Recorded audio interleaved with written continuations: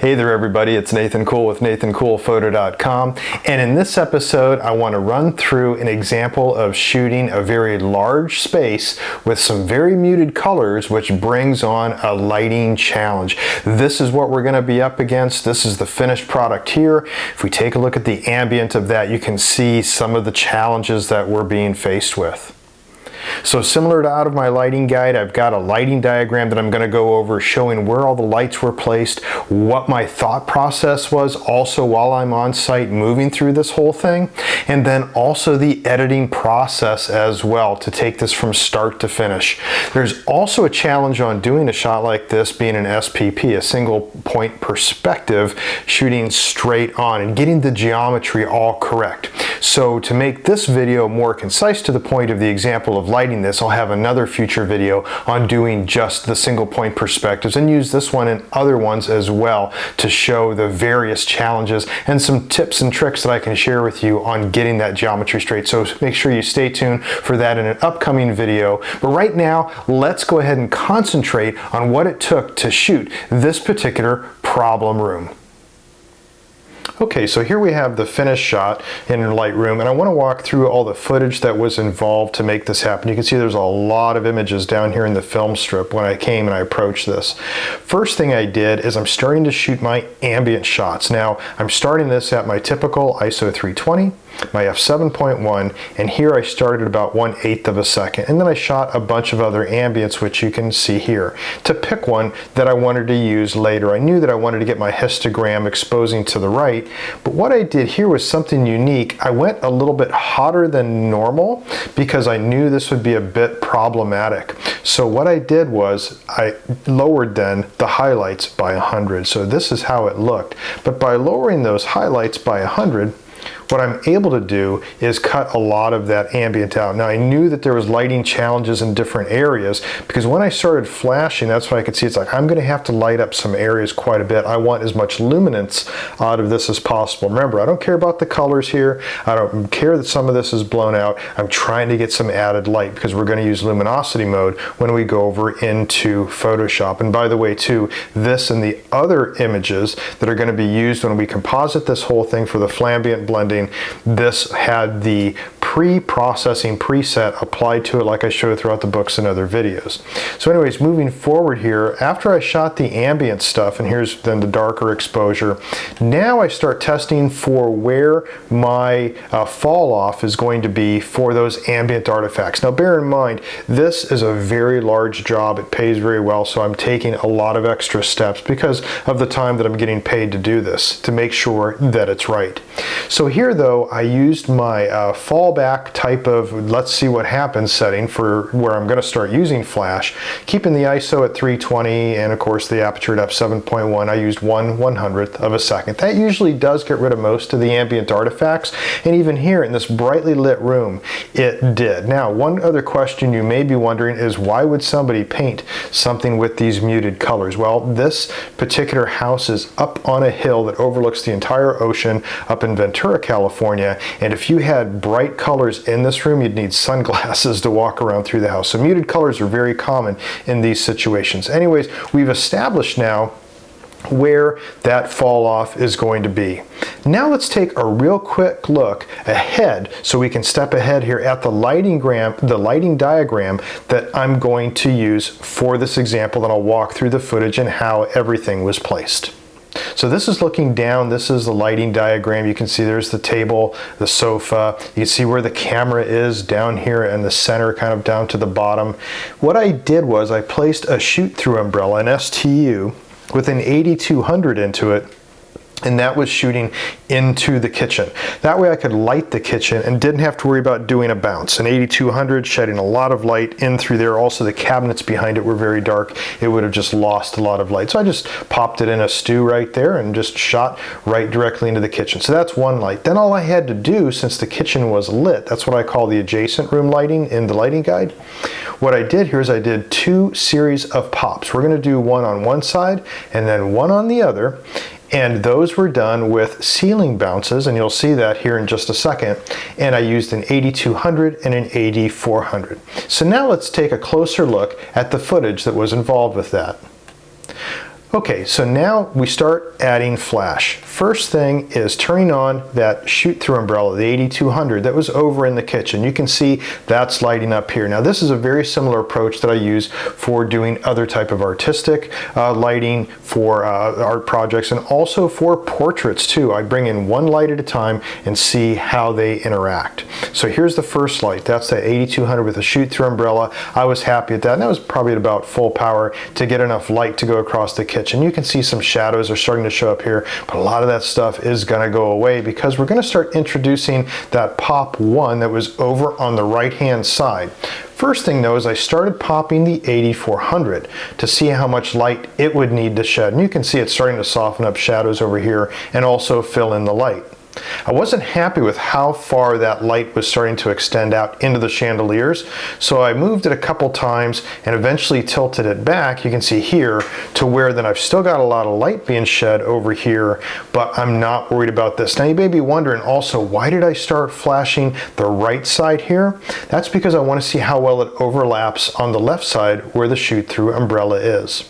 So now I was able to see by the histogram that I'm not even to the center. So I know at this point that I'm probably just lacking a little bit of light. When I went back and took a look at the shoot-through umbrella, I can see how far we are. Look at the histogram up here, and then look at how much it came up here. So I know that by progression, if I move with the equivalent type of light amount, not a flash, with an 8200 at the far end, I'll get something fairly even. So that's then where I walk over to the other side and I start flashing. And you can see I'm just hand holding an 8200.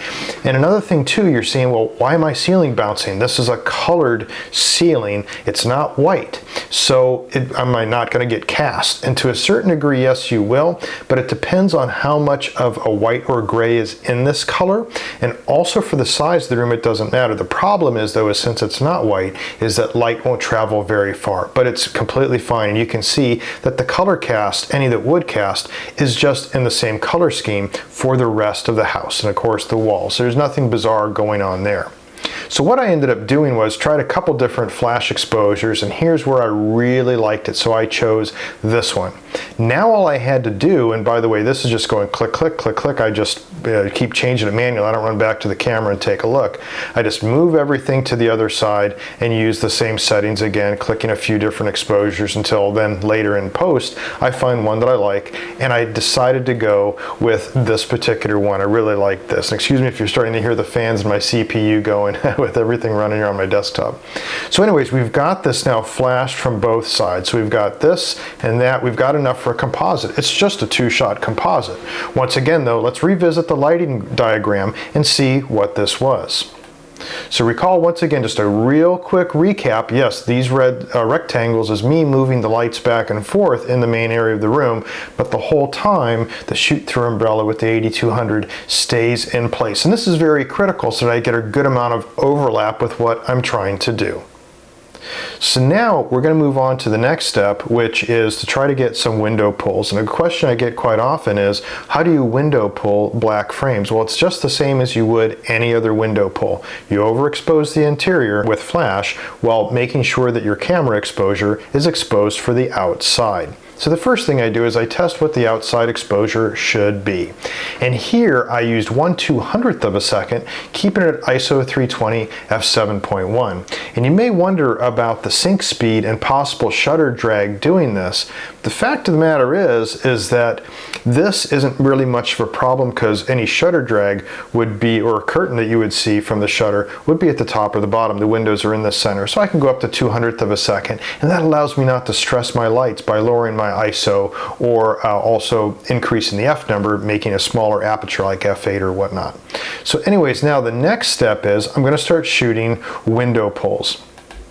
So I've got this window pull here, and you can see that I just blasted really hard up against these windows. Another little trick I can do is if I needed to make that darker, since I used such a powerful amount of flash, I could lower the exposure in this a little bit and get even a richer looking outside. This was a hazy day with just some roofs of the neighbors from this particular view, so I didn't really care about that so much. I've got other shots here that did show a better view from a different angle, and those then had a better concentration, lower ISO to really expose dark for the outside. Here, I didn't really need it. So anyways, I got these windows. I need to get the one over the kitchen, so that's where then I moved a light stand out of the way. I just left my 8200 on the counter real quick, and I flashed that over there. And by the way, this is using an 8400 to do these, just handheld. You can see it's up here in the top left of the corner up here. And that was using a lot of power, like probably about full power. Now, I always take, after doing that, a repair shot if I can. And here I left my stand in there, so it would have definitely caused a problem. That was a mistake on my part, but it's always good to have it just in case, so you have that. But anyways, those were the window pulls. Now, let's go over to Photoshop and take a look at these layers. So let's recap real quick the footage that we're using. At the very top is our ambient layer. And then the next two layers are our flash shots to do our composite. The last two are window pulls, to window pull the right side and then to window pull over here above the kitchen.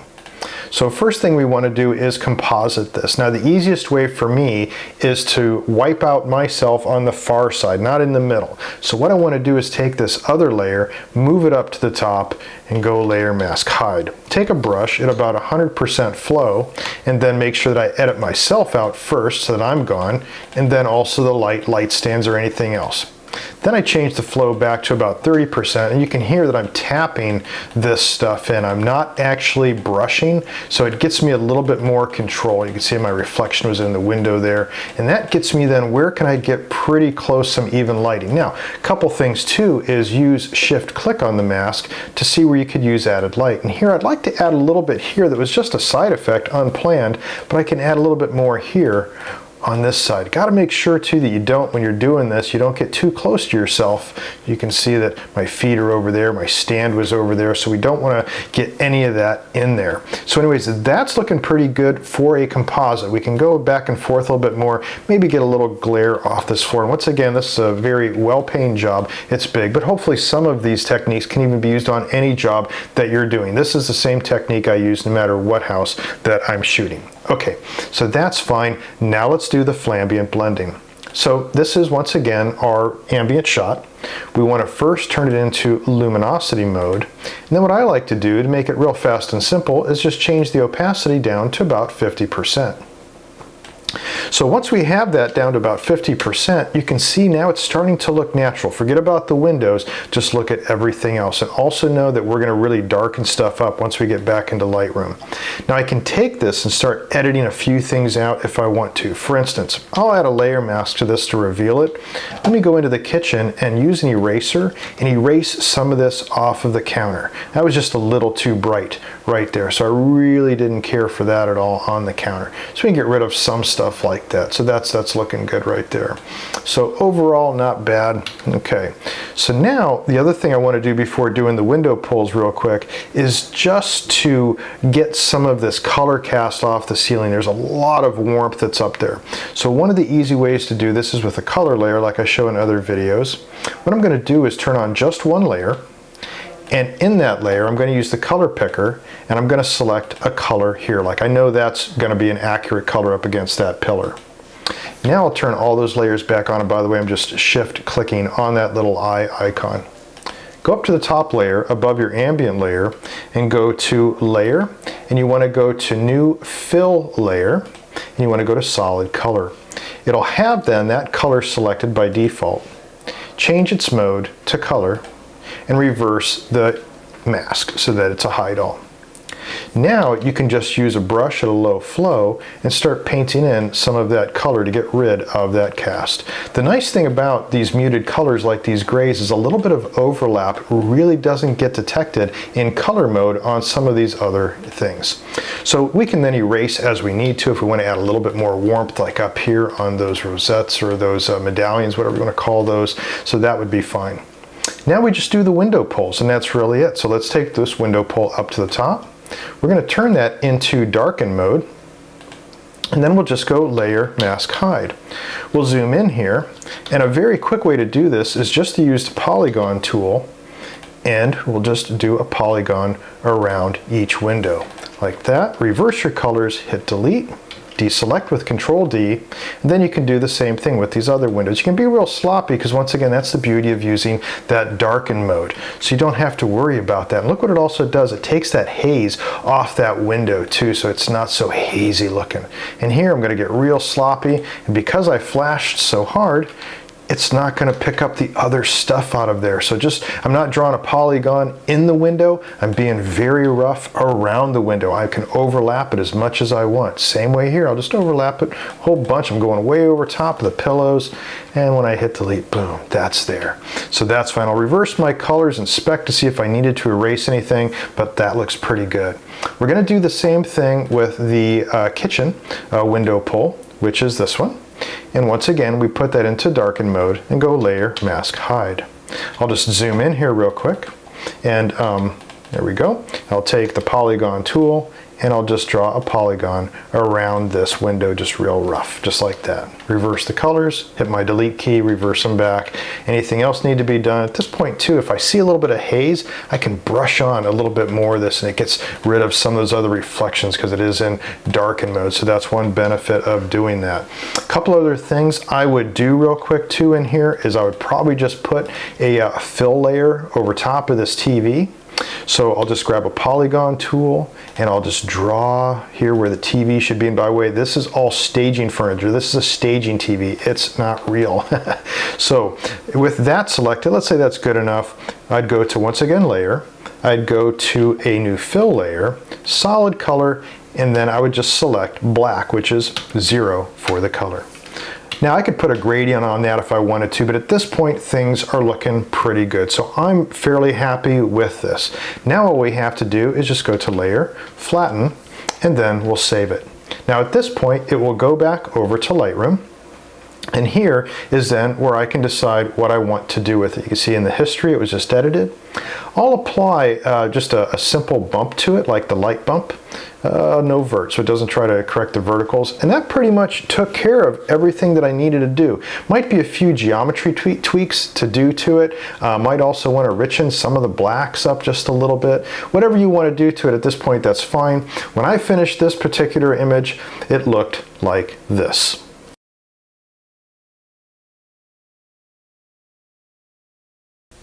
Well, I hope this video was useful for you and that you can use some of this in your photography as well. If you did like this video, you can subscribe to this YouTube channel. It won't cost anything, and as soon as one of these videos is posted, you'll be the first to know. Thanks a lot for watching. Until next time, take care, be safe, and get out there and shoot something.